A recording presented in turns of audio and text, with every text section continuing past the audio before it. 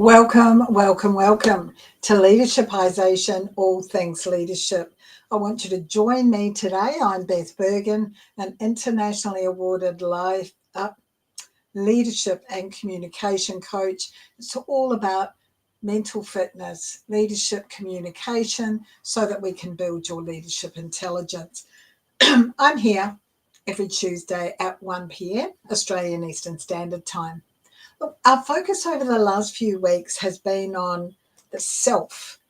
Really, because everything emanates from self. So it's been all about, who we are and the impact that how we feel about ourselves has on our success. So today, what we're going to talk about, I'm just getting the chat organised. Today, what we're going to talk about, or our theme is, the impact of self-talk on your success. Now, often with these kinds of things, it's useful to start by understanding what is self-talk. What is it? Look, it's that silent talks that you have with yourself. Those things that go on in your head that nobody else is listening to, but can actually land quite heavily with you. It's about the way that you talk to yourself. The interesting thing is that we're not always aware that it's there, but it's always there. And what it does is it combines our conscious thoughts with our unconscious beliefs and our unconscious biases. It's also a way that our brain actually gets to interpret and process our daily experiences. One of the things that can be useful about our self-talk is that it raises our awareness about the external, the things out there, but also the things in here that are likely to be obstacles to your achievement. So what happens if there's a lot of negative self-talk going on? Well, firstly, our negative self-talk doesn't necessarily reflect reality. And for many of us, one of the four major fears that we have is that we're not good enough or that we're not lovable. And so for many of us, that's the negative self-talk that we've got circulating. And actually, it's not reality. But we begin to believe it. And because we begin to believe it, it creates a paralysis in us. It creates an inaction in us. We don't do things that we should be doing. We're almost overly critical of ourselves with negative self-talk. We're waiting to fail. We're going way back there to an error that was made a long time ago, or we're thinking way into the future to something that might possibly go wrong, and we're attacking ourselves with that self-talk all the time. Attack. It's almost like our self-talk, we justify it by saying to ourselves, oh, well, I guess I'm preparing myself for the outcome. I'm prepared for the worst. Oh, I didn't think I could really do it anyway. Oh, I'm not going to get that job. Oh, I'm not going to do well here. I'm going to stop here and ask you a question. This is something that you might want to write down. Would you speak to a very good friend the same way that you're speaking to yourself? The answer to that is probably no. So reflect on that a little bit.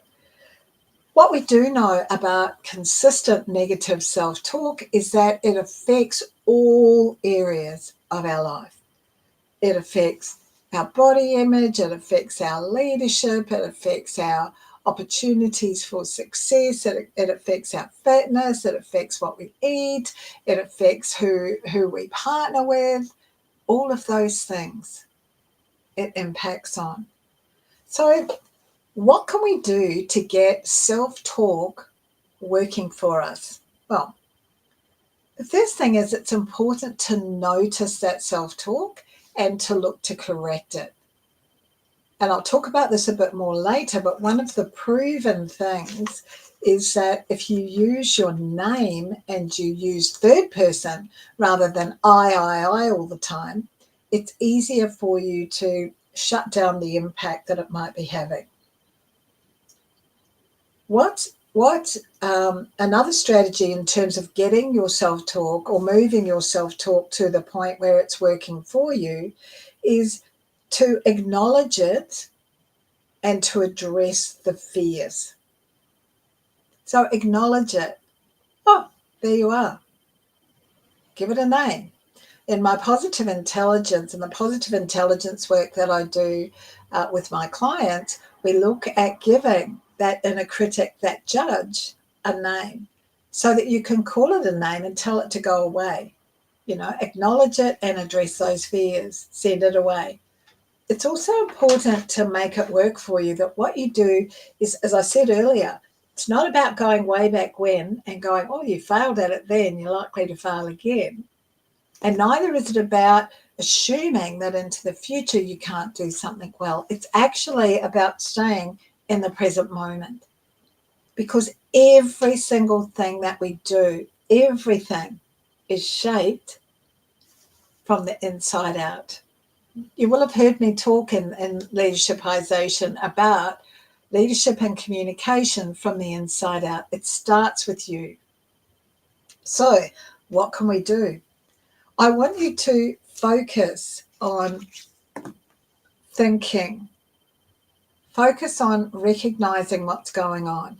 Focus on this reflective thinking and being much more intentional with your self-talk so that it can be more rational, so that you actually use your name or you name the emotion and you become more intentional, more reflective, more rational, because when you're more rational, that allows you to self-regulate.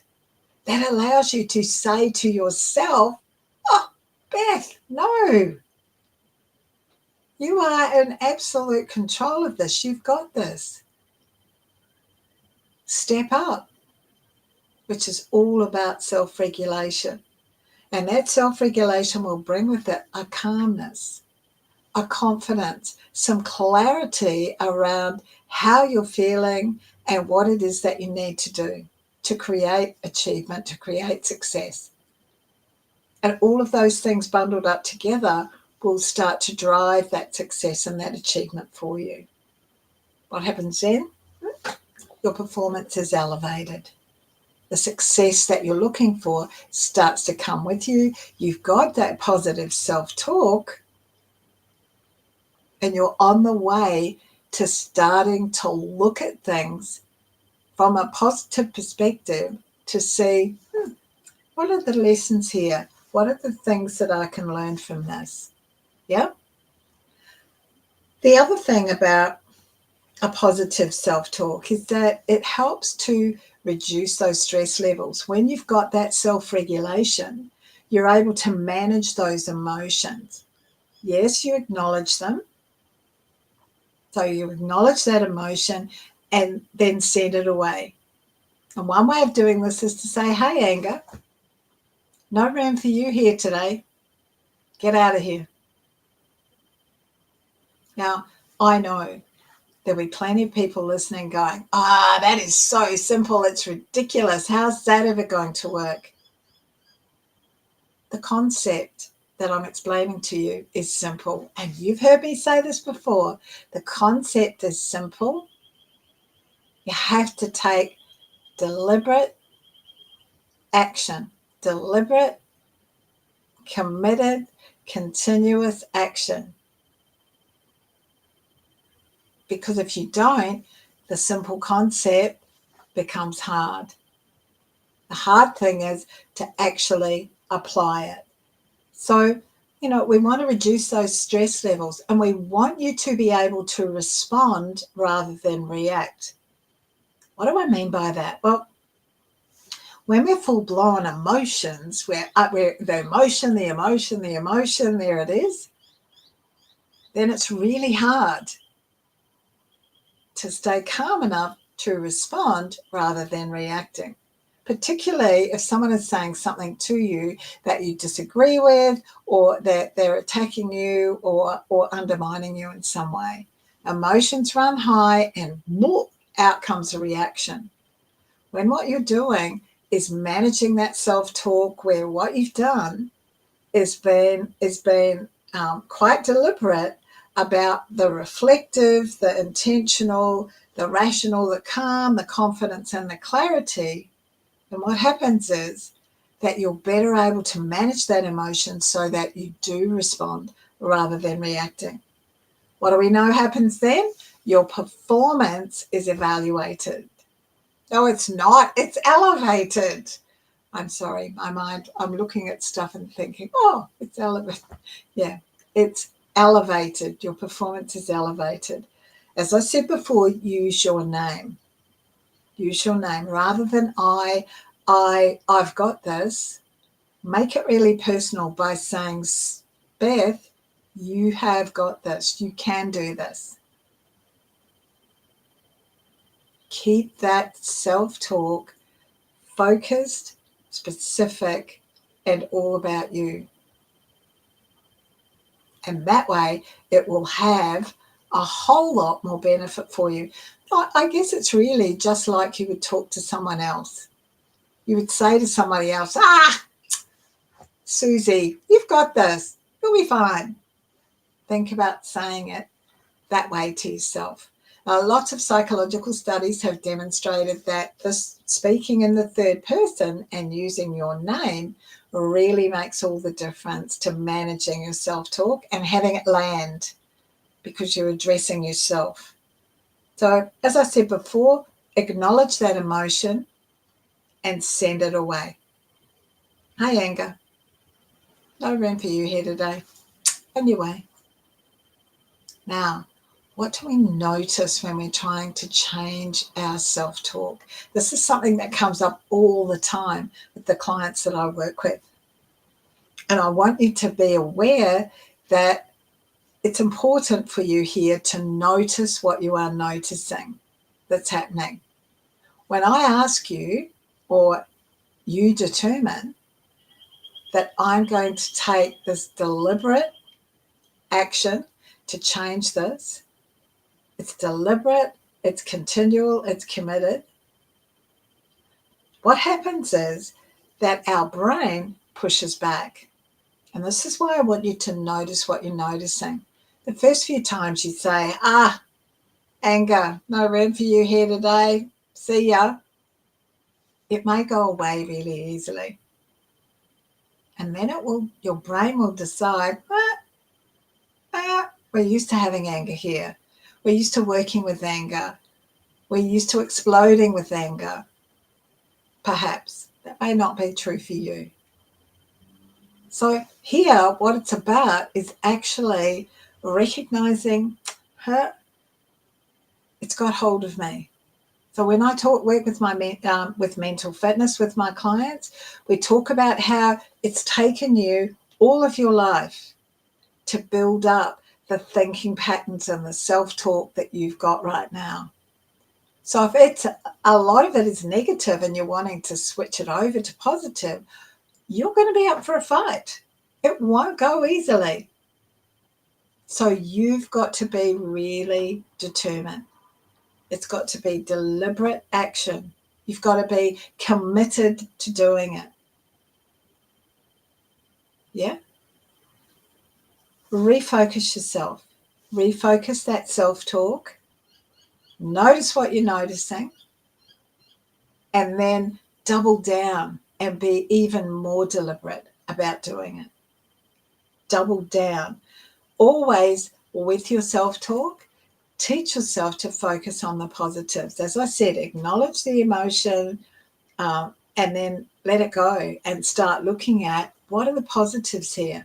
What are the lessons that I can learn from this? Yeah? Hey, if you'd like to learn more about mental fitness and the positive intelligence work that I do, which is all about your ability to remain positive and see the learnings in whatever is going on in your life. It's a fabulous strength. A lot like, we talk about our physical fitness. So it's all about you wanting to be able to walk up that hill and to do the things that you would like to be able to do. Well, mental fitness is also about that agility of our mind. So where you have command of your mind rather than your mind having command of you. It's fascinating work. I love it, and it brings a huge insight to, I've worked with over 500 clients, working with them, helping them to understand how they can manage this. They don't have to dwell in the negatives. They don't have to see everything negatively. And more importantly, their self-talk can become positive and focused, and they can be quite deliberate about directing it where they want it to go. So I hope you found that interesting. Thank you so much for being here. If you've got any questions or you've got any comments, pop them on the platform that you're watching this on. We'll check those on a regular basis and we'll get back to you. If you're watching a replay, hashtag replay would be awesome so that I know that you've been here.